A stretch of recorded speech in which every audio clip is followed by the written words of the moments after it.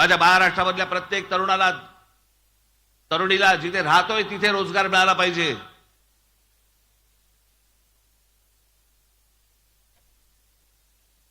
या गोष्टींचा विचार करायचा आहे की हे ह्यांचं जे राजकारण सुरू आहे आता, विचार करून बघा तुम्ही. महाराष्ट्रामध्ये ज्या प्रकारचं राजकारण खेळलं गेलं, तुमचा विचारच नाही. तुम्ही मतदार म्हणून तुमचा विचारच नाही. तुम्ही मतदान करून मोकळे झालात ना, गेट आउट. आता आम्ही आमचं काय ते बघणार.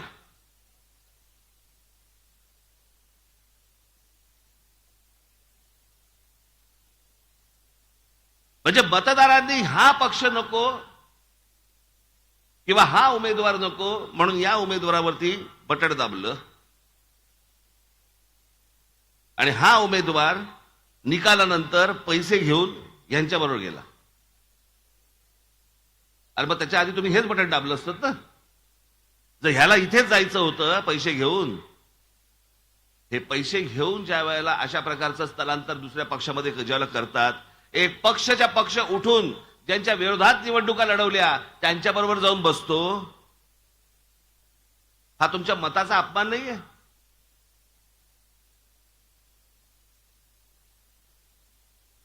कोणते विचार चालू त्यांच्या मनामध्ये? कोणतेच विचार येत नाहीत.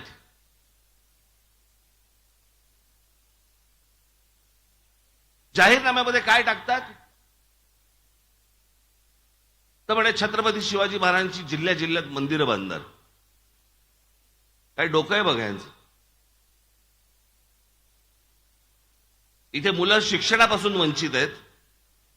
ज्या महाराष्ट्रामध्ये विद्या मंदिरं बांधायला पाहिजेत आणि छत्रपती शिवाजी महाराजांचे गडकिल्ले चांगले केले पाहिजेत, त्याच्याऐवजी आम्ही शिवाजी महाराजांची मंदिरं बांधतोय. महाराजांना तरी पटेल का?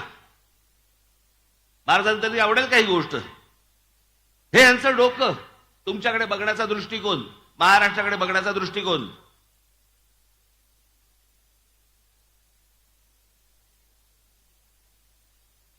या उलट आपण ज्या गोष्टी सांगतो आहोत, आता जसं मुंबईमध्ये डॉक्टर बाबासाहेब आंबेडकरांचं स्मारक उभं राहिलं, मी तेव्हा पण सांगत होतो, 2014 साली पण तेच सांगत होतो, माझं आजही सांगणं तेच आहे. आता ते स्मारक झालं, पण जर या महाराष्ट्राची सत्ता माझ्या हातामध्ये जर आली, डॉक्टर बाबासाहेब आंबेडकरांच्या नावाने मी जगातलं सगळ्यात मोठं वाचनालय हे महाराष्ट्रामध्ये काढेन. जगभरामधनं लोक ज्ञानासाठी म्हणे तिकडे आले पाहिजेत, वाचनासाठी तिकडे आले पाहिजेत, ज्ञान मिळवायला आले पाहिजेत. ही खऱ्या अर्थाने आमच्या डॉक्टर बाबासाहेब आंबेडकरांना श्रद्धांजली असेल.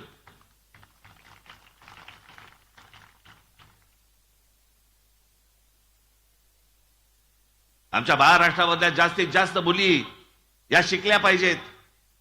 शिक्षणापासून त्या वंचित राहता कामा नयेत. जितक्या म्हणून आपल्याला मुलींच्या शाळा काढता येतील, त्यांना शिकवता येईल, ते आपण शिकवलं पाहिजे. ते जर शिकवलं तरच आमच्या ज्योतिबा फुलेंना आपण श्रद्धांजली वाहू शकतो. नाही तर कशासाठी यांचे फोटो लावायचे हो?